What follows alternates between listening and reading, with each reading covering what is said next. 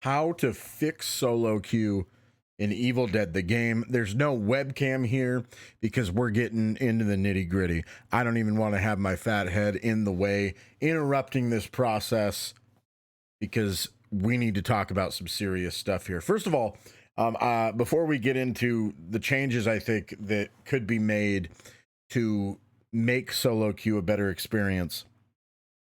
And by the way, these are mostly like quality of life changes. These are not like buffs or nerfs or anything like that, because I know that really riles people up. And I said in my last video that I was going to talk about some things that could maybe make solo queue a little bit easier to play and a little bit closer to the experience that a 4-person group has, because that's one of the biggest issues in every asymmetrical game. How do you balance your game around survivors when there's such a huge skill gap between solo queuers and how they play and a 4-person, death squad and how they play? And that's a conversation that went on for years in Dead by Daylight. And it was like, one of the big things when we discussed that game was making like Kindred base kit to just basically give survivors access to information that normal like squads that are in voice chat with one another would already have, and just give that to everybody. So then that way it makes solo queue skill wise much closer, and it'll never be 1-to-1. It'll never be the same. No matter what you do, solo queue is never going to be as powerful as a 4-person group, but you can close that gap a little. And that's really the goal here. That's what we're trying to do with these changes. But what I wanted to say real quick, by the way, was just 2 things that I wanted to touch on because of some stuff that I had seen. There was a lot of discourse around the last few videos that I made.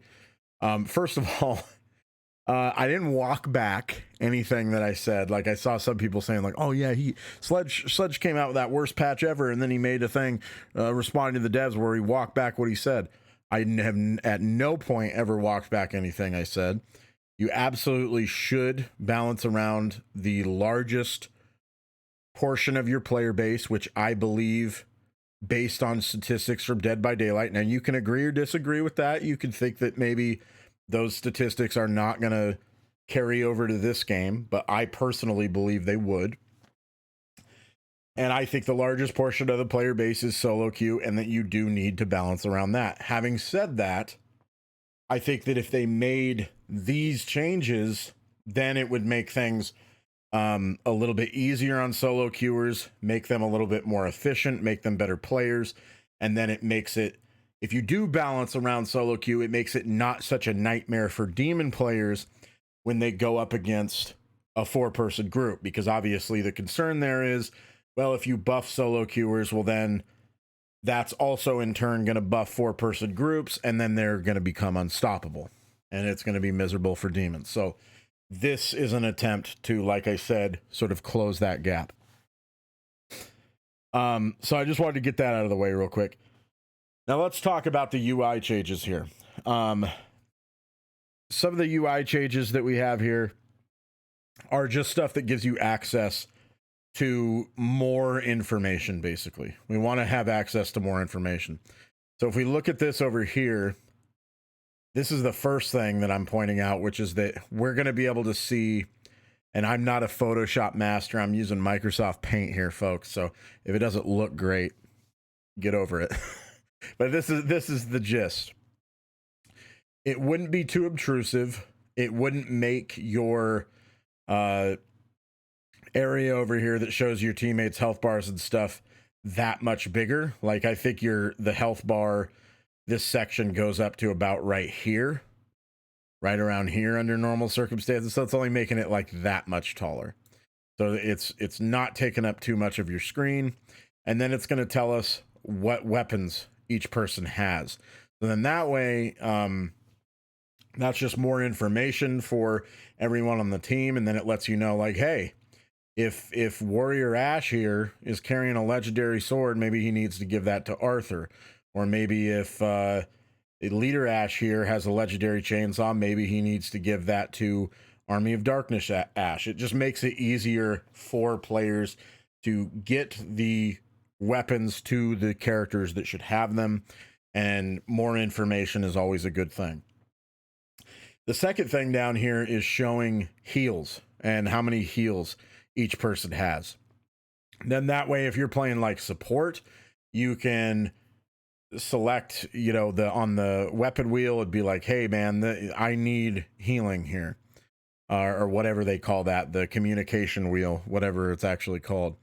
It'd say I need healing, and it will, I don't know what I'm talking about. I just lost my train of thought. Listen, the point is that it shows how many heals people have. Oh, so yes, if you're playing support and you say, hey, I need heals, now you know people actually have heals available to give you, because one of the most frustrating things as a support player is that if you say, hey, I need some shemps, I need some amulets, and nobody gives you any, you don't know, do they really not have any? Or are they just being selfish and holding on to it? Either being selfish or because they're dumb. This will let you know. So then that way, if you say, hey, I need heals, you could say, hey, AOD Ash, give me your shemps. Like, I see that you have some, give it to me, please. Because there's nothing more frustrating than begging people for healing, and then one of your teammates dies because they didn't give you their heals, and you look at their loot pile on the ground and they had a shemps on them the whole time. It's very frustrating. That's something that happens very frequently in solo queue. Doesn't really happen in full 4-person groups. So that's another change I'd like to see. Another change I'd like to see, we talked about this a little bit in my last video. When you get to high fear, a little pop-up like this shows up that lets you know that you're above the fear threshold and that you can currently be possessed. I want to have a similar thing, except I want it to say stay with your team. And this could just be a thing that like pops up below the warning that says your fear is high. But regardless, I want it to just be a small warning that lets you know, like, I don't know what the threshold would be. It could be 50 meters, 50 yards, something like that. But once you get far enough away from your like closest teammates, then it will pop up and tell you, hey, stay with your team. Just something that reminds maybe new players that they need to stick with their team. But at the same time, it's not so obtrusive that people who maybe do know what they're doing are able to run off their own. For instance, if you're playing Pablo, because Pablo is kind of designed that way to where he can run off on his own, then that way it's just something that warns you to help mitigate solo queuers being stupid and running off on their own, but at the same time not so obtrusive that you know, it makes it like difficult to play the game. And then the last thing here is going to be this over here, which is whenever you ping that you need ammo, it should say how much ammo that you have. So it could be here, you could put it maybe over here, but the point is I want it to say, okay, you know that I need handgun ammo, but how much handgun ammo do I have? So then that way people know this is serious, like I actually need ammo. Whereas if I'm playing, you know, a hunter and I say I need ammo and it turns out that I have like 30 bullets left in reserve and you're also using a handgun, then you know, maybe I don't need to necessarily give it to him yet. Like, we're still looting, he's gonna find more handgun ammo. I shouldn't sacrifice some of my handgun ammo just to give him a little bit more. He's got plenty right now. But if I do this and you see I'm at 0, I have maybe one clip left and no reserve ammo, now you know, okay, it's a big priority to get my hunter some ammo right now. So just a tiny little thing that lets people know how much ammo you actually have at the moment. For heals, I was going to say something like a similar thing for heals, like maybe you could ping, hey, I need heals, and it will say how many you have, but that's redundant because if you're a support, it's going to show how much healing you have. So if you say, hey, I need heals, everybody could just look at the new UI down here and see like, oh, they have no shemps left. I need to get them a shemps. So there you go. That's the first thing. Just some basic UI changes that I think could make things much, much easier for solo queuers, while at the same time not really providing any buffs to 4-person groups. So then after that, I wanted to talk about how there's this thing with DBZ, this Dragon Ball Breakers game, where I noticed when I was playing the beta, I was like, you know, it's really odd.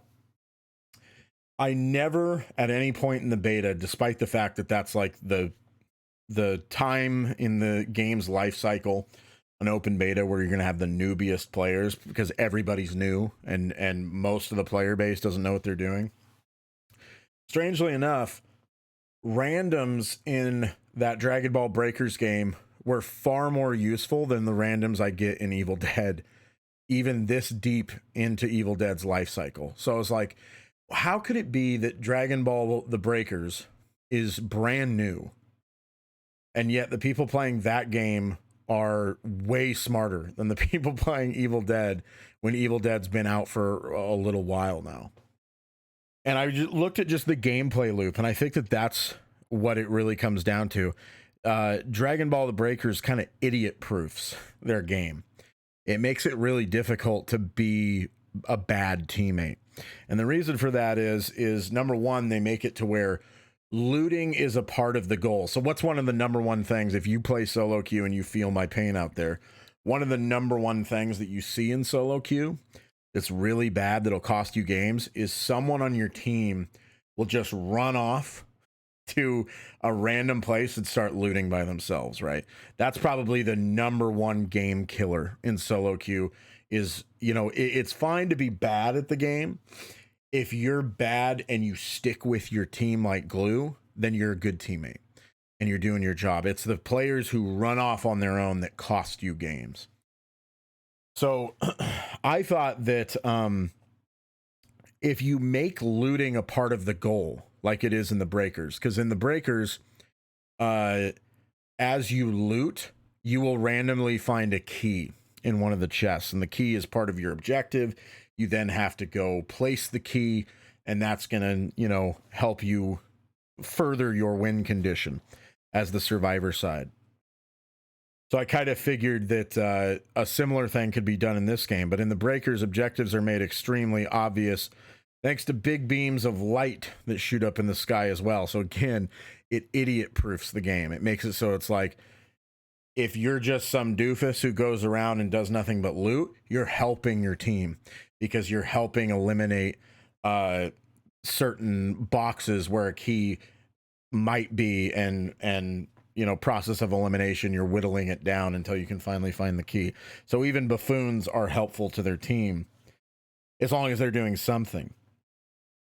And then number 3 is players are given huge warnings when an area has already been completed or they're in danger. So that's where we come into this. So let me give you my idea here. I think that what they could do here is, rather than have a map piece like up here spawn in a specific point of interest, so here it spawned down here in Vasquez Cemetery, have it so one map piece spawns in every point of interest. So there's one map piece in Goldtooth's Homestead, one in Windmill, one in Vengeance Village, one in Pox Pond, one in Acton Village, so on and so forth. And make it to where that map piece will randomly drop out of a chest. You know, you'll get your gun, you'll get your pink F, and then one of the chests in this area will spit out a map piece. And then once one of these points of interest spits out a map piece, it will become red on your map to let you know, hey, this area, this area's map piece has already been found. And similar to what I showed here, you could do a similar thing where maybe not up here, but maybe up in the top right, you could have a little pop-up right there that'll tell you, when you're in an area where a map piece has already been found, it'll tell you, hey, the map piece in this area has already been found. So again, like we circle back to, we're idiot proofing this. We're making it to where people who are really, really dumb, who aren't playing the objective, it makes it super obvious to them what they're supposed to be doing. And also for people who like to run off and loot on their own, they're still helping the team somewhat. And this is not going to make it to where if you run off completely on your own and you get caught by yourself by the demon, you're still going to die. You're still going to lose, as you should, to be honest. This is just going to make it to where, hey, if you run off on your own, it's going to tell you, hey, get back with your team. But you could still potentially help your team if you're one of those people who's like addicted to looting. All you want to do is run around and loot. Hey, you might help the team find a map piece and make yourself useful. Now let me finish, because I know someone's going to freak out because they're like, what? That could mean that if you spawn right here on the map, if you spawn in this area, the three of you could just go boom, boom, boom, and find the first 3 map pieces in like 30 seconds. Obviously, to counteract the fact that there's going to be a map piece that spawns randomly in each point of interest, you're going to have to find more map pieces. Assuming that they enacted all these changes I'm suggesting, I would recommend probably starting with 5 map pieces. You need to find 5 map pieces, go to 5 different areas, and that's where we'll start with. And then you can either make it 4 map pieces or 6 map pieces, depending on, you know, the data and whether or not survivors are completing objectives too quickly or too slowly. But basically, yeah, you could come to Goldtooth's homestead, find a map piece this gets redded out on the map, just like Goldtooth Canyon down here. And then you can move on and look for the next map piece to pop out of a chest. And then obviously, you know, I know that they're probably, because of RNG, some stuff can, points of interest can not have a chest spawn there. So obviously with this change, you'd have to make it to where it's guaranteed that at least 1 chest will spawn in each point of interest. And then map pieces can also not drop out of chests that are not in points of interest. So if a chest spawns, like say here, it cannot contain a map piece. It has to be inside of one of the named locations. So I think that would really help. And then Demon Mains will probably like the sound of this one. Dagger and pages can only be done one at a time. No more split pushing. And more than that, only 1 blue objective between the dagger and pages will actually spawn. So what I would recommend doing is, let's say, for instance, that the dark ones spawn here. I don't know that dark ones can even spawn there, but this is just for the sake of argument. Let's say the dark ones spawn here, right? And now let's say one of the blue objectives is right here, and one of the blue objectives is out over here. So we're going to make it now with this new change, after you find all the map pieces, the only objective that spawns is this one right here.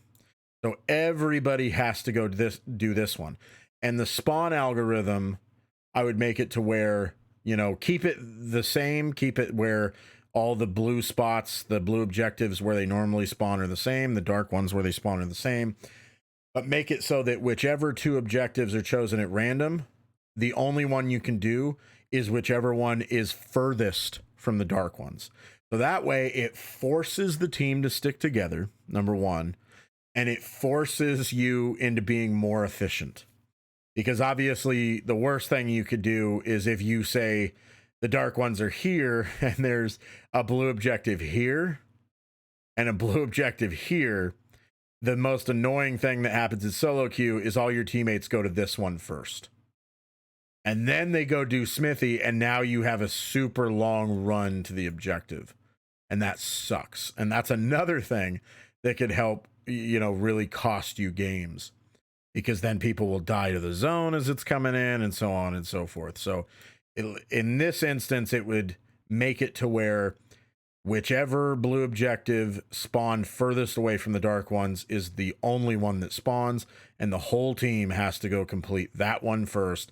Then the second objective will spawn, and the whole team has to go do that one together, and then the dark ones will be available. So that's what I would like to see as far as blue objectives go. It's great because number 1, if you are a demon main that is concerned about split pushing, it gets rid of that for organized groups. So if you're someone who's concerned about the power of organized groups, that's gone.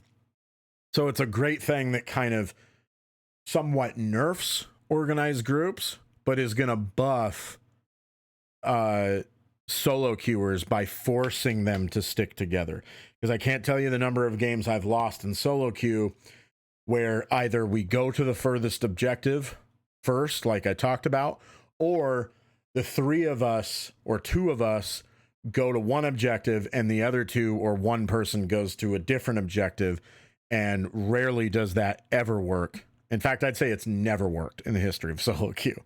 That has probably worked several times when you're an organized group, but it never works in solo queue. And then whoever the lesser number is winds up getting found by the demon, killed, game's over. So this will get rid of split pushing, but it will also make the entire team more efficient at accomplishing their goals. So these are some of the changes that I'd like to see in Evil Dead the game that could potentially make solo queue less miserable and a little bit closer in experience to a full 4-person group. Like I talked about, you're never going to be able to recreate it 1-to-1. Full 4-person groups that all play together, know each other, are in comms together, are always going to be better than solo queuers. But we can close that gap, and then once that gap is closed a little bit, see where things shake out, and then balance around that, so that you're not too concerned about balancing around solo queue and making organized groups just unstoppable. So let me know what you think. Let me know what you think about these changes, if you think it's a good idea, bad idea, and any other changes you think might really help solo queue survivors to make things a little bit more even with full-fledged groups. And as always, if you made it this far in the video, go ahead and like, subscribe, all that good stuff. I think I'm probably going to be doing Dragon Ball the Breakers and Ghostbusters, by the way. There's something I want to throw out there. I want to do it. I don't know if it's going to be good for my channel. I don't really care. I just want to do it. This is not like my primary source of income right now, so I just want to do what I want to do. So I'm probably going to do the Breakers and Ghostbusters, and they both come out within like 4 days of each other. So we have that to look forward to in a couple of weeks here when we get to mid-October. But hey, thanks for watching as always. Let me know in the comments what you think, and I will see you all in the next video.